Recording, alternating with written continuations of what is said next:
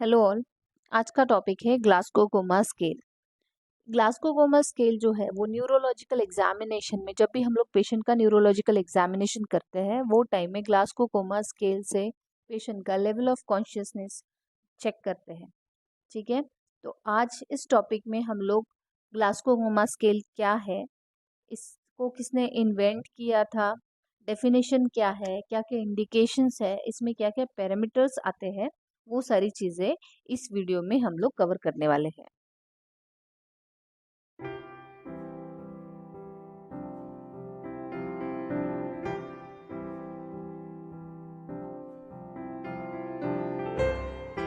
जिन लोगों ने भी अभी तक के मेरा चैनल सब्सक्राइब नहीं किया है, please subscribe the channel and hit the bell icon so that आपको लेटेस्ट नर्सिंग रिलेटेड वीडियो जल्द से जल्द मिल सके। आइए आगे बढ़ते हैं हमारे टॉपिक के तरफ।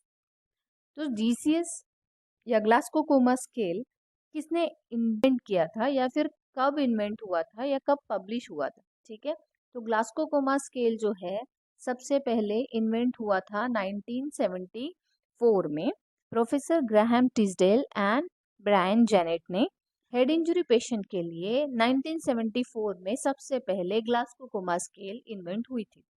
ठीक है, ग्लासगो कोमा स्केल या जीसीएस का डेफिनेशन क्या है? It is a neurological examination tool that aims to give a reliable way of recording to conscious state. हमारे पेशेंट का कॉन्शियस स्टेट या लेवल ऑफ कॉन्शियसनेस जानने के लिए हम लोग न्यूरोलॉजिकल एग्जामिनेशन टूल का यूज करते हैं, जिसे हम लोग ग्लासगो कोमा स्केल बोलते हैं। ओके, देन इसकी इंडिकेशन क्या क्या है या फिर हम लोग कब कब जीसीएस चेक करते हैं पेशेंट का? ठीक है, तो एक लेवल ऑफ कॉन्शियसनेस चेक करने के लिए जब भी हमको ऐसा लगता है कि हमारा पेशेंट ड्राउजी है या कंफ्यूज है या फिर डिसोरिएंटेड है, वो टाइम में हम लोगों को एलओसी या लेवल ऑफ कॉन्शियसनेस चेक करने के लिए जीसीएस का यूज करना है। ओके, नेक्स्ट है ट्रॉमेटिक ब्रेन इंजुरी। कोई पेशेंट ब्रेन इंजुरी करके आता है हमारे पास में, वो टाइम में हमको जीसीएस चेक करना है। Then hypoxia, stroke, brain tumour, epilepsy. अगर कोई पेशेंट पोस्ट अनेस्थेशिया, मतलब अगर कोई पेशेंट का सर्जरी हुआ है और पेशेंट को जब वार्ड में या फिर रिकवरी रूम में शिफ्ट करते हैं और वो पेशेंट जब एनेस्थेशिया से रिकवर होता है, उसके बाद हमको क्या करना है? जीसीएस लेवल चेक करना है पेशेंट का। एंड एवरी एडमिशन हमको चेक करना है। इसके अलावा हमारा जब भी शिफ्ट चेंज होता है या हम लोग जब भी पेशेंट का हैंड ओवर लेते हैं, वो टाइम में हमको जीसीएस लेवल पेशेंट का चेक करना है। अब इसमें क्या क्या पैरामीटर्स होते हैं? तो इसमें मेनली 3 रिस्पॉन्स होते हैं। First is I response, second is verbal response and third is motor response. ठीक है, आई ओपनिंग देखते हैं हम लोग, वर्बल रिस्पॉन्स देखते हैं पेशेंट का, और मोटर रिस्पॉन्स देखते हैं। ये 3 पैरामीटर के अंदर हम लोग जीसीएस स्केल मॉनिटर करते हैं। ठीक है, इसको हम लोग और डिटेल में आगे में देखेंगे। ठीक है, इसका जो हाईएस्ट स्कोर है, मैक्सिमम स्कोर है, वो है 15। Okay, and the minimum score is 3। ग्लासगो कोमा स्केल में क्या क्या आता है? तो हमने देखा था आई ओपनिंग। आई ओपनिंग में 4 पैरामीटर्स होते हैं या फिर 4 हम लोग को पॉइंट देते हैं। ठीक है, first is spontaneous I opening. जब भी पेशेंट स्पॉन्टेनियस आई ओपन करता है तो हम लोग 4 मार्क्स देते हैं। ठीक है, रिस्पॉन्स टू स्पीच, जब भी आप पेशेंट को आवाज देंगे और वो टाइम में अगर पेशेंट आई ओपन करता है, ठीक है, तो हम लोग देंगे उसको 3 का काउंट। देन अगर पेशेंट पेन को रिस्पॉन्स करता है तो उसको हम लोग देते हैं 2, और अगर पेशेंट कोई भी रिस्पॉन्स नहीं करता है तो उसे हम लोग देते हैं 1। वर्बल रिस्पॉन्स में क्या होता है? आपका पेशेंट आपके साथ में कैसे बात करता है। ठीक है, आपको कुछ सवाल के जवाब, आपने जो भी सवाल के जवाब पूछे हैं वो ठीक तरह से जवाब देता है या नहीं है, उस पे आपका स्कोर डिपेंड करता है। ठीक है, आपने जो भी सवाल पूछे हैं अगर वो सही सही जवाब दे रहा है तो इसका मतलब है आपका पेशेंट ओरिएंटेड है और हम लोग उसको स्कोर करेंगे 5। अगर आपका पेशेंट कंफ्यूज होगा, मतलब आपने जो भी उनको क्वेश्चन पूछा है वो आपको अप्रोप्रिएट आंसर नहीं दे रहा होगा, ठीक है, तो वो टाइम में पेशेंट हमें 4 का स्कोर देते हैं, जिसमें पेशेंट कंफ्यूज रहता है। देन 3 स्कोर हम लोग तब देते हैं जब पेशेंट इनअप्रोप्रिएट वर्ड यूज करता है, कि आप पूछो नहीं पूछो फिर भी वो इनअप्रोप्रिएट वर्ड बोलेगा। ठीक है, फोर्थ है इनकॉम्प्रिहेंसिव साउंड।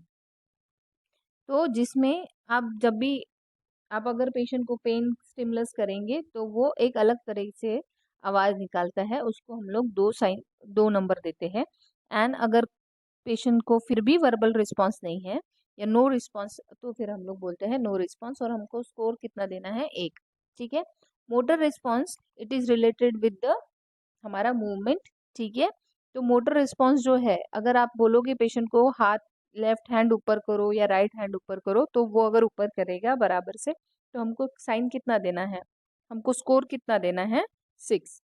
5 स्कोर हम लोग तब देते हैं जब आप अगर पेशेंट को बोलते हैं कि लेफ्ट पैर उठाओ और वो जब उठाता नहीं है, तो हमको क्या करना पड़ता है, पेन का स्टिमुलस देना पड़ता है।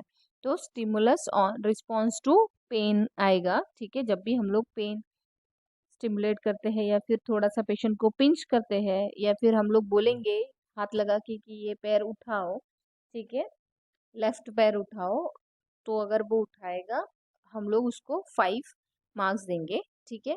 या 5 स्कोर देंगे। अगर पेशेंट हम लोग पेन स्टिमुलस देते हैं पेशेंट को और पेशेंट विड्रॉ करता है अपने एक्सट्रीमिटीज, तो हम लोग देते हैं 4 नंबर। ठीक है।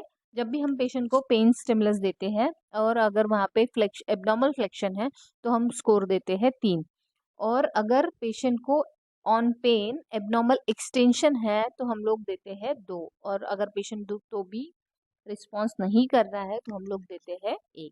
ये हो गया हमारा जीसीएस। उसमें क्या क्या आता है, eye response, verbal response and motor response. Eye response में टोटल स्कोर होते हैं 4, वर्बल रिस्पॉन्स में टोटल स्कोर होते हैं 5 और मोटर रिस्पॉन्स में टोटल स्कोर होते हैं 6। तो 6 + 5 + 4 इज इक्वल टू 15। तो हमारा जो मैक्सिमम स्कोर है वो है 15 एंड मिनिमम जो है वो है 3। मतलब नो रिस्पॉन्स आई का 1, वर्बल का 1 एंड मोटर रिस्पॉन्स का 1। ठीक है। तो हमारा जो स्कोर है टोटल, माइल्ड जो बोलते हैं हम लोग, ठीक है, 13 से 15 होता है। मॉडरेट जो है 9 से 12 होता है एंड सीवियर जो है 3 से 8 होता है। तो सीवियर में क्या है, अगर 3 से 8 अगर हमारा स्कोर आ रहा है, तो हमको इमीडिएट रिस्पॉन्स या इमीडिएट इंटरवेंशन करना है। ठीक है। पेशेंट को जो है इमीडिएट इंटरवेंशन की ज़रूरत है और हमको इमरजेंसी कंडीशन के बारे में अलर्ट करता है।